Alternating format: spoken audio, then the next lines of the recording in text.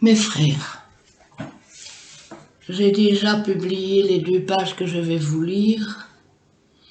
Elles viennent de l'Unitif, le numéro 2, série A, qui était édité par le culte antoiniste au temps du Père. Je vous ai déjà mis les 2 pages, mais elles ne sont pas très lisibles, alors j'ai décidé de vous les lire aujourd'hui.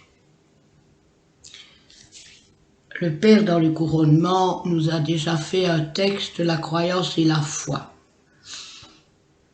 Je vous incite à lire ce texte. Celui d'aujourd'hui concerne la même matière. Titre: La foi comparée à la croyance. Père, des personnes qui appartiennent à différentes croyances basées sur l'Évangile m'ont déjà demandé ce que vous pensiez de Jésus-Christ dont votre enseignement ne dit mot. Que devrais-je répondre à toute question de ce genre? Notre Père, je ne sais pas si vous pourriez les satisfaire, je l'ai déjà dit. Avant de nous être acquis la foi, nous avons bien une croyance, mais souvent elle est de parti pris. Nous voulons convertir à nos idées celui qui fait mieux que nous. Si nous possédions cette vertu, nous ne nous inquiéterions jamais de ce qu'ont été les prophètes. Chacun d'eux est venu révéler un enseignement proportionné au développement de l'humanité, sans se prononcer sur ses prédécesseurs. Ils ont eu tous la morale pour base. Si nous pouvions nous appuyer sur elle, sans voir les mots ni les phrases, nous serions toujours d'accord. Nous serions convaincus que les prophètes viennent nous ouvrir un nouvel horizon. La cause de la diversité des croyances, c'est que nous nous attachons plutôt à leur personne qu'à leur enseignement, qui n'a pour but que notre éducation. Ah, si nous comprenions que les prophètes sont heureux de nous voir délaisser leur enseignement pour pratiquer un nouveau contenant des principes plus rationnels, nous le serions d'autant plus que nous-mêmes, parce qu'au lieu de nous désunir, nous nous unirions dans la seule et vraie religion qui a simplement la foi pour base, parce que nous serions animés du même amour.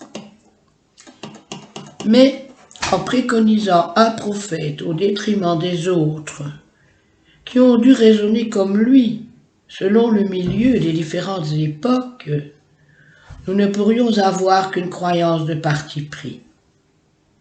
Voilà de quelle façon nous procédons avant d'avoir acquis la foi. Notre degré d'avancement ne nous permet pas d'atteindre à l'amour vrai, et aussi longtemps que nous n'en avons pas le mérite, nous ne chercherons qu'à nous diviser. Pour nous élever vers Dieu, nous ne devrions revendiquer aucun des révélateurs, mais plutôt pratiquer leurs révélations qui ne sont qu'une. Elle est enseignée au fur et à mesure que l'humanité se développe et qu'elle est apte à le comprendre. Ainsi, nous y puiserons l'amour pour nous aimer les uns les autres. Nous aurons tous la même foi, parce que nous ne nous dirigerons plus par l'intelligence, mais bien par la conscience, qui permet de respecter tout le monde indistinctement. Aussi longtemps que nous nous attachons au prophète plutôt qu'à ce qu'il nous a révélé, notre amour ne pourrait être réel. Nous aimerons ceux qui partageront nos idées et nous n'aimerons pas les autres.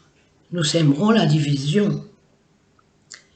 Cependant, aucun n'a le droit de blâmer personne, puisque, si arriérés que nous soyons, nous croyons tous être dans la vérité.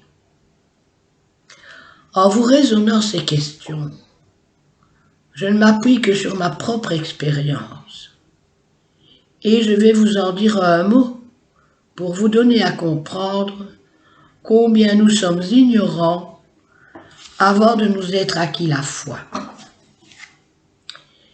Si je peux vous en témoigner la différence, vous en faire la comparaison, c'est en remontant à certaines époques où j'ai fait moi-même tout ce que je viens de vous dire.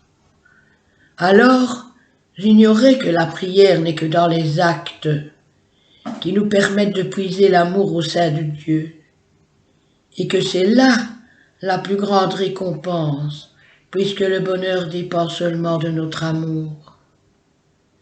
Nous sommes encore bien loin de le comprendre, parce que nous oublions que nous ne devons notre progrès qu'à ceux que nous disons nos ennemis. En agissant ainsi, nous ne doutons plus que les prophètes possèdent une trop grande modestie que pour être touchés des éloges qu'on croit les honorer. Ils en éprouveraient une grande gêne plutôt, parce qu'ils ont tous la pudeur de ce qu'ils ont révélé. S'il en était autrement, ils manqueraient de simplicité. Ils ne seraient pas dignes de nous transmettre la parole de Dieu. Abstenons-nous, je le répète, de nous attacher à leur personne, et n'allons pas, en voulant leur prouver trop de reconnaissance, oublier ce qu'ils ont enseigné. Ils seraient bien plus heureux si, au lieu de les glorifier et de proclamer leur nom, nous leur rendions témoignage en propageant l'amour qui découle de la révélation. Sachons que sans la foi, nous sommes plutôt acharnés que sincères.